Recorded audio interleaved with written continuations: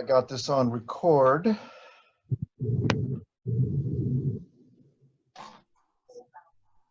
Cool. How is everyone doing tonight? Peaches and cream, marvelous. Awesome, Taisha. Was that Taisha that said that? Yes. How you doing? Like a duck in a pond. That's right, like a duck in a pond. That's right. We're all at home here together, singularly for a purpose. That is to better our financial lives and hopefully better the financial lives of others that we can also help in the future. It's all about helping people help people. Amen. Amen. Amen. Here. So that's all I'm here for. Amen. Yeah, amen. We can throw a bunch of amens. We can keep going with the amens. We got to get the right energy going here. All right. So people are still kind of filtering on. Good morning from China, everybody. Who's in China? That'd be me, Bob. Bob. Bob's in China. That's Bob Hildreth? That's it. That's me. You live in China, Bob? Yeah, I live just north of HK, up in a place called Shenzhen. Oh my God, I was in Shenzhen in October. We'll have to talk offline about that. I had a great time, but maybe we get to talk offline about that. I'll remember to DM you. Yeah, do that, would you? That's cool. What were you doing over here?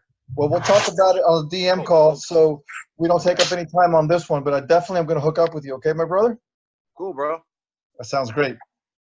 All right, let's get this ball rolling. So Sean asked me to do this call, and I was going to do it the traditional way, but I thought let me do it a little bit differently because he wanted me to surprise people, right? And so he gave me a little bit of a challenge, and it's so funny how things happen in this world when we're aligned to a certain outcome and we have this intention to create this thing. And I know Sean has this intention to really, really like get everyone to get it, right? And get everyone to get profitable, right? Including me, including him, everyone, get on to another level. So what we're always trying to do, it seems like as humans, is we're always trying to do things ourselves. And we're all here together trying to learn, but we're still trying to do it on our own. And I said to myself, there's something missing, right? And that missing link may be the synergy that we can generate as humans together with a singular purpose. What is that singular purpose? We're trying to learn how to do Forex, trying to elevate ourselves to become better Forex traders and really to become a master Forex traders. Do this for a living, right? And maybe even help other people down the line do the same thing. And as we do that, we also elevate ourselves. So I know for myself, my history is I want to figure it out by myself, right? And that has been death and destruction for me, metaphorically speaking. So what I wanted to try and do today, right? What I did is I went over some of the charts, right? I haven't gone over all of them. We can go through some of them. I only have about 40 minutes to maybe 45 max to invest tonight because I have a new job. I'm working back at the Kennedy Space Center, back to my old gig, back to doing aerospace engineering again, and I love it. And I feel like I'm really contributing in a completely different way than I was before. Yes, technically speaking, but also with a different mindset where I can actually get people together so we can accomplish great things together. So I'm really happy being back there again. And so I want to bring to this particular call that particular type of philosophy, whereby we can create a synergy where 1 + 1 + 1 = 100, right? So there's a lot of people on this call with varying levels of experience as it relates to Forex trading, or real life trading, or just learning, right? But everybody has a particular way of looking at things that maybe someone else can't see. So here's what I want to offer. I've marked up some charts. I'm going to throw them out there, right? But then here's what I want to do. I want to have an open type of a call where if you guys see something, and I want you to follow with me on either TradingView or MT4, wherever you do your chart markups, wherever you're most comfortable with. I recommend TradingView because it's just the most flexible and has the most tools, and it's just for me easier. And I've done both. I've done MT4, I've done TradingView. I really like TradingView. I actually did get a basic account there so I can do a couple more things. You don't have to have that. Anyways, I want you guys to follow along in your own favorite charting methodology. And then as I talk about a certain particular pair, right, I want any and everyone to interject. And what I'm trying to accomplish here is a synergistic outcome whereby we're all masterminding. You guys have heard of the mastermind concept. It was put out by Napoleon Hill decades ago, and it's a really powerful concept where people, humans, get together and a singular purpose is at hand. This is what we're trying to accomplish. And there's no possible way in the world that any single person in that group by themselves can achieve the level of knowledge or solutions that they're trying to accomplish by themselves. Yet together, there's this synergy that happens. So I want to experiment with that tonight. And I don't know what the outcome is going to be, but I know it's going to be a good one because we're going to get a collective wisdom together that we have on this call right now. We have collective wisdom of people who have varying degrees of knowledge that can interject whenever they see something that maybe I don't see or someone else doesn't see, and then together we can get a 1 + 1 = 10 effect. Does that sound cool to everyone? Let's do it. Cool. Cool? All right, cool. So let me jump into it real quick because like I said, I don't have a ton of time and it's already 7:08. So let me get with it. I'm gonna stop my video so I can share my screen, okay? Give me a second. It's been a while since I've done this. And you can still hear me, but let me go share my screen, okay?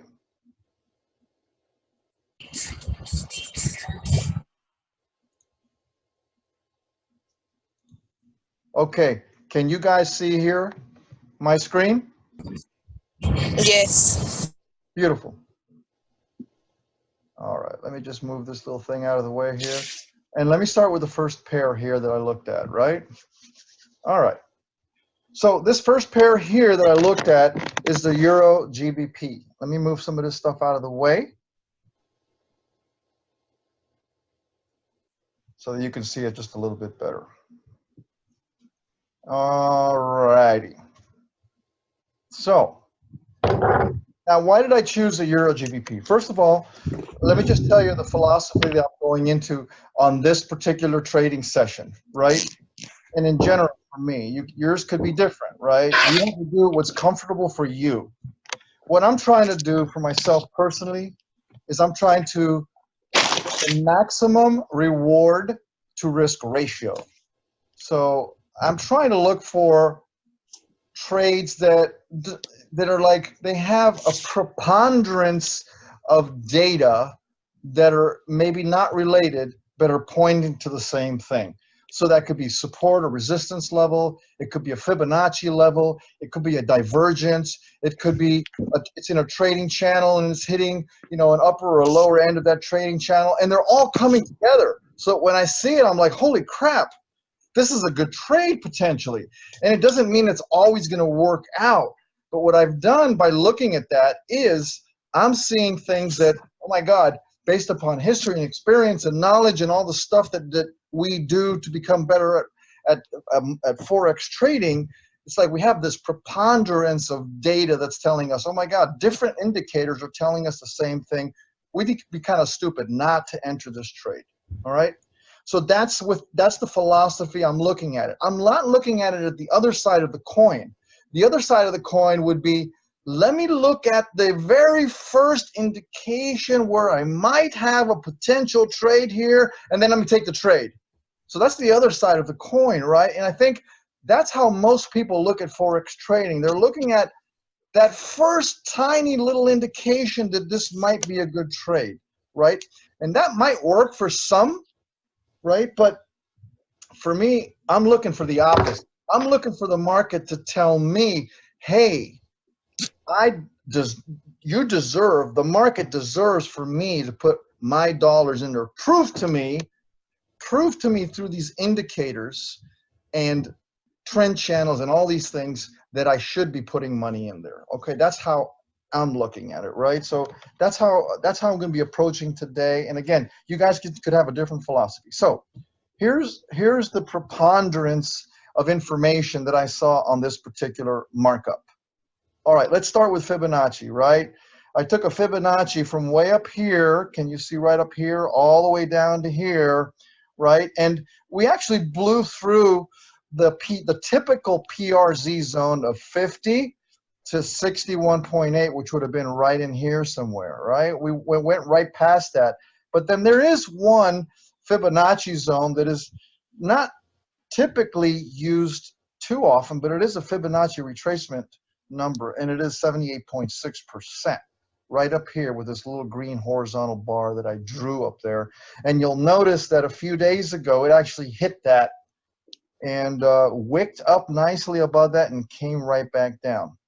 Along with that, we had an uptrend channel, right here, this green line, that was not matched by either stochastics or RSI. When I mean not matched, I mean diverged from. So on the stochastic side, we saw a diverging stochastic trend line from prices. And it wasn't momentary. It was, fairly significant. It was in place for a bit, telling me that something is going to happen here pretty soon. All right. And sure enough, the prices did drop, and you see stochastics did drop, right? And prices did as well. And we have the same thing here in RSI. Although the RSI at here, when I drew it before this drop, was pretty much flat, it was still diverging pretty nicely from prices. So we have three things here that is telling me that this might be a good reward to risk trade. And so there's a couple of things that you could do here, right? And this is on the daily. So if you wanted to really low risk this thing, because a lot of times in the past, I've looked at things and I've said to myself, should I get in? Should I not get in? Should I get in? Should I not get in? And then something clicked, after several times where Sean said, hey, take a little risk on this one. Don't risk much. Take a tiny little risk, because if you're not in the game, you're not going to make any money, right? And it's better to make a little than zero, right? So you can risk a tiny little bit. So in this case, you could do one of two things. You could either wait until prices move back up again into this area right up here for a low risk short, right? You can wait till it comes back up here. And as long as we're still getting divergence over here, it could be a nice low risk trade, okay? So either wait until it gets up here and then take your normal lot size based upon your account size and take a short up here. And then I said, here's some projection zones, TP1, TP2, TP3, even though I marked that one TP1. And those are your basic Fibonacci retracement points, a 38.2, a 50 for TP2, and a 61.8%. Now, these are way down the line here, guys. These are big pip moves, right? So you don't have to go for these big pip moves, but these are big, right? We're talking the first TP1 is 131 pips, right? The second one is 180 something, and the third one is over 200. So understand that if you do try and go for these take profits, this is going to be a long time in coming, and you're going to have to be very, very, very patient. This is a day, right? So you see, it takes a while for the movement to happen. So it's not going to happen in a day or two if you decide to do that. The other side of the coin is you could potentially go down into a 4-hour or even a 1 hour, right? And wait for prices to come back up into this area and then have a more conservative take profit that makes sense more on the 1 hour timetable, so you're not in it so long, and of course your pips are going to be less. All right, so that's my particular thoughts on this particular pair right here, and I want to know from anyone else what they might be seeing, if anything, from what I've said, that they might be seeing that either refutes what I put out, because what I put out doesn't mean it's necessarily right. It's just my thoughts based upon my particular place where I'm at in my attempt at continuing to achieve mastery with Forex trading. So let me know. I'm going to just open it up. Tell me what you guys think, if you have anything else to add or subtract from what I've said.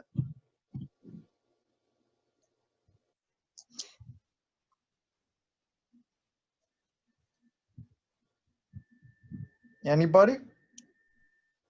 Yeah, can I say something right quick? I really, really appreciate and like the way you put that with the whole, prove to me that I should put my money there. That really spoke to me. That really resonated with me because I think sometimes, yeah, I'm looking at it and, I'm just doing my demo account now, but I'm looking at it going, okay, should I get in here? Oh, wow, look at that. That looks right. That looks right. And I really like that. Thank you very much for that. Oh, you're welcome, Bob. And listen, a lot of times the market will sometimes, on just the slightest of indications, will actually go that way. And then you say to yourself, second guessing, like, oh my God, I should have gotten in there, right? So it all depends upon what trading style you're looking to have, right? I'm not necessarily looking to take every single solitary trade that could potentially be showing up. I just want to increase my reward to risk ratio and increase my percentage win. And so I'm letting the market prove it. To me, that's my trading style. And if that resonates with you, Bob, then allow that to work for you too. Does anybody else have anything else to say?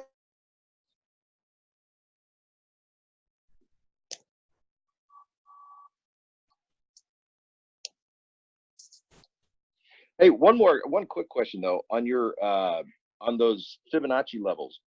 Is that always going to be where you basically do your take profit? I mean, or is that just kind of a general guideline? Well, no. And it all depends upon what the market structure is doing as well, right? So, for example, that's just one of many places that you could place your take profit. This is for me the most obvious one. But for example, let's say there was a low. Let's say prices were something like this. Let's say instead of the way you see it on the chart there, let's say they were something like this. And I'm using this line right here as a price, let's say an average of the prices that could have been. Let's say prices moved down to here and moved up to here, right? So if I saw something like this, right, and I'm looking for a take profit, I would be very careful if I would place my take profit below this, right? If I'm looking for a short somewhere up here and I'm looking to take profit, let's say down here, but I know that I have a significant low that we've experienced to the left. You know what I mean when I say to the left, right? What I would do is I would be a little wary of going for a take profit that was below a significant low that we had experienced prior to today's prices, right? So I would tend to take, let's say, a take profit maybe at a support level that we have experienced before. If that support level was, say, higher or different than what Fibonacci says. Does that make sense?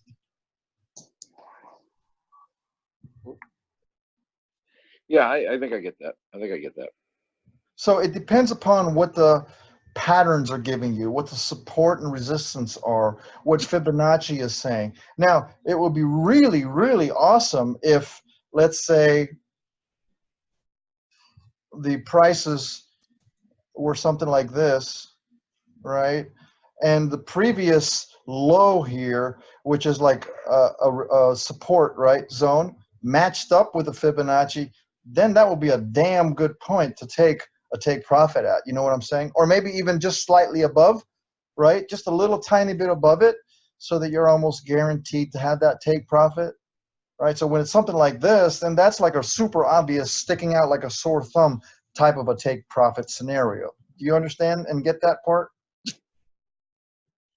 I think so. Thank you very much. If not, man, my friend, ask the question until you get it. It doesn't matter how many times you ask it. We have to make sure you're clear on your knowledge and your edification. You know, so don't be afraid to ask again.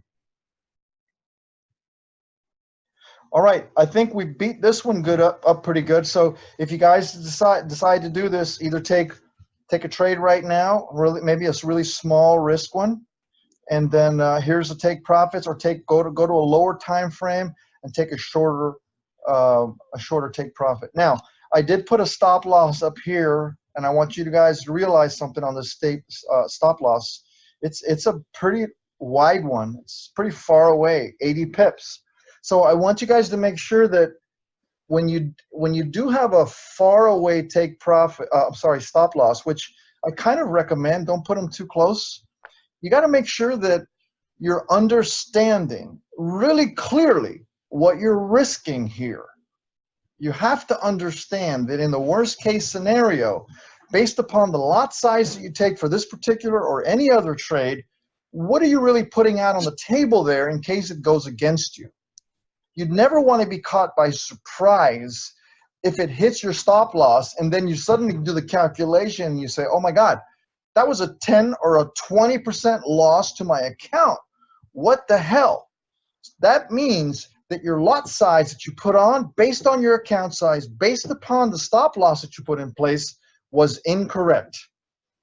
So you got to make sure you calculate the correct lot size at the very beginning based on your stop loss distance, right? And I always use this particular website right here. You guys can go there. So let's say I have, for this particular one, let's say I'll run through this real quick. So we got, this is a Euro GBP, right? Let's say I have a $5,000 account size and I want to risk 2%, right? And I have an 80 pip stop loss. So I'm just entering the information here. And this is Euro GBP. So I look for Euro GBP, put that in there. I look for what the current price of Euro GBP is, which is right here, 0.89260, let's say, right? Throw that in there. And then I hit calculate. So I make sure I entered everything correctly. I only want to risk 2% on the trade. Based upon a $5,000 account size, I have an 80 pip stop loss, and the pair I'm trading is Euro GBP. I hit calculate, and it tells me down here that based upon the inputs that I gave it, I only want to risk 2% if I'm wrong. I should only be putting on a 0.14 lot size. Okay? That way I'm guaranteed if the worst case scenario happens, I'm around to live another day. And I never worry. Why don't I worry? Because the worst case scenario against my $5,000 account is only $100. You see right here? This is the worst that I can lose, $100. So on a $5,000 account, if the worst I'm going to lose is $100, I feel pretty confident that I can take this chance. You get what I'm saying? Whereas if you just go at it, winging it, thinking, yeah, I think I can do a 0.5 on this one. Well, that 0.5 would have nailed you if it goes against you, right? It would be literally just a little over 3 times that, which still wouldn't be too bad, I guess.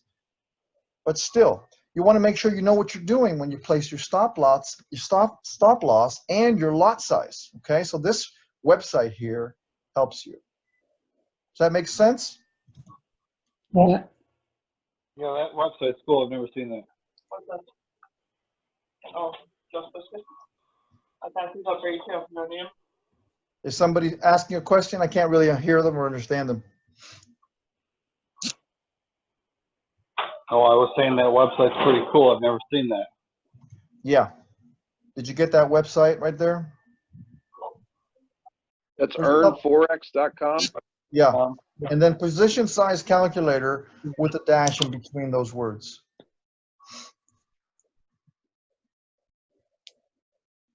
Can you send that to the chat? Can you contact it? Yep, sure can. Great, thank you. Let me do that right now. There you go. It's in the chat. Cool? Yep. All right, beautiful. Let's get back to it. Awesome. All right, so that was that for that. No more questions on that. We'll go to the next one here. We got Euro NZD. Euro NZD. Okay, let's see why I looked at Euro NZD here. All right, Euro NZD. So right now with Euro NZD, we are in the PRZ. PRZ is the primary retracement zone. So we did a Fibonacci from up here down to here, and here's the 50% line right here. Here's the 61.8% line right up here. And if you'll notice, the prices touched and tapped right at the 61.8% line. I mean, all by itself, that's okay, right? But there's a couple of other things that are also coming into play here, at least from my point of view, that I saw that told me this could be a really good reward to risk play. Here's what they are. So first of all, we got the 61.8% retracement. That's number one. Secondly, we were in an upward trending channel that was broken right here. It got broken to the downside really significantly. And then it retraced back up to that same lower trend line, upward trend line that now is a resistance line. And it respected it. It respected it, and we're converging as a confluence indicator right at that 61.8%. So we got two separate things that are telling us, okay, this might be a good short. And sure enough, it came down, but came back up again, forming a potential teacup, right? That is almost so ripe to take, I can't even begin to tell you. That's 3, 4.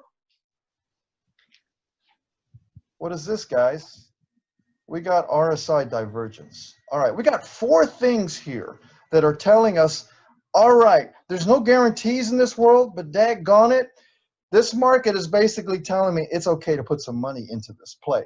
Even if it's a small play, this would be one that I would definitely put some money in and risk just a little bit with a stop loss somewhere up here, not too close, and a commensurate lot size to make sure that I'm not losing too much in case I'm wrong. Do you guys understand my thinking behind this? If so, let me know, and let me know what you guys think about it, and also let me know what else you guys may see here that I'm not seeing, that I might be missing, and let's see if we can come together collectively. Hey, bro, is that so? If I'm looking at that correctly, that Fibonacci level is once again your support level. If I'm looking at that correctly, that yellow Fibonacci.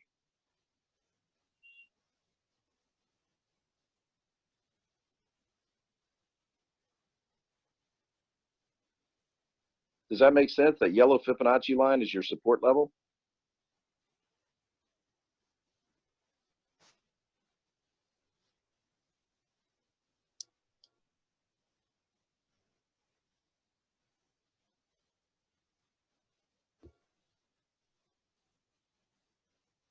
Has things gone quiet? Can anybody hear anything? No, but I can't hear. I had it on mute. I'm so sorry. I had it on mute. I apologize. Can you hear me now? I got you now. Yes. Yes. Sorry about that. Okay, what I did is I drew a line here, a horizontal line, at the 61.8 Fibonacci retracement point. Okay, so this 61.8% is drawn from the high up here, significant high, to significant low down here. Do you see that? So 61.8% of the retracement of this move is right here. So more often than not, prices tend to bounce off of Fibonacci zones, Fibonacci areas.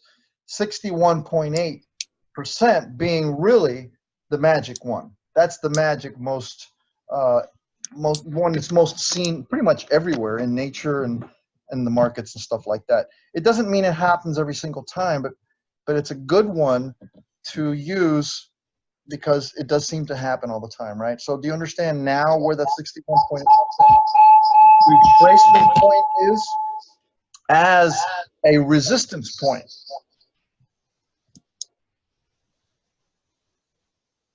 You understand, Bob? Yep. Not exactly, but I'm trying to catch it. Okay, tell me what you might not understand so I can help cement that in. See, I was saying that this is probably going to be a sell down to that yellow Fibonacci line. Is that the 61.8? Let me look at that. So so I drew another one over here, all right? Maybe that's what's confusing you. The reason I drew this one down here was I was looking for if I did take a trade here, I was looking to where I was going to eventually come down to for the take profit side. So for the meantime, disregard this right here. I'm going to erase it. All right, I was using that for my take profit. So right now we're not in the trade yet, so we're not even knowing what we're going to take profit to. We're trying to decide whether to get in the trade first. So that's the first step, and that's why I drew right up here to down here a Fibonacci, and 61.8% is right here at this green horizontal line. Do you see that? I do. So we're looking now for prices to retrace up to and touch and stop, potentially reverse at Fibonacci retracement points. Does that make sense? Yes. So that's why we have that right there. Now, that's one data point. Okay, so that's one thing that we could potentially trade off, but we have three other things that are telling us right around this area right in here, man, this could be a really good place to take a short. Okay, because we not only have the retracement zone for Fibonacci, we have what's called divergence. Do you know what divergence is, Bob? Yes, I believe so. Okay, so divergence is when prices have made, and let's talk on the going long side, or let's talk about prices showing higher highs, right? So when prices show higher highs, but it's not reflected in the RSI as higher high on the RSI. In fact, it's just the opposite down here. That's a divergence.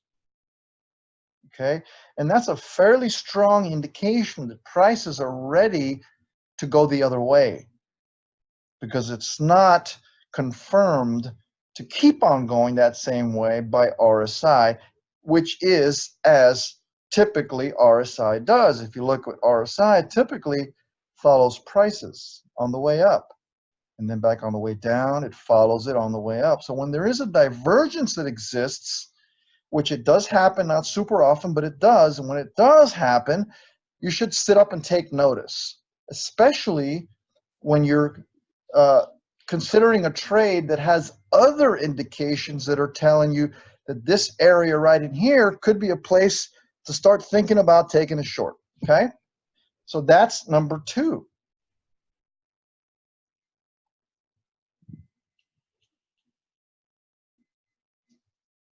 And the third thing was that we had an uptrending channel that was respected for a number of weeks since before April.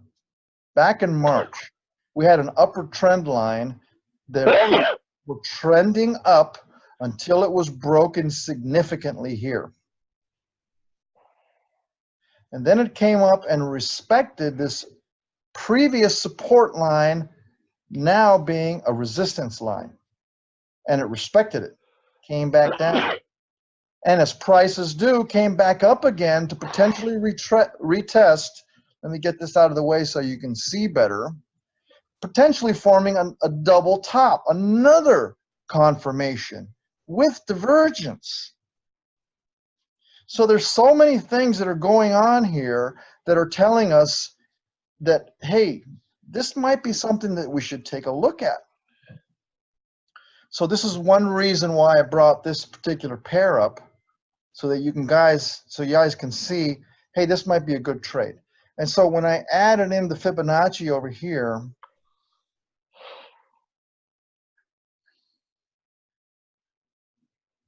that might have confused you at first, and I apologize for that.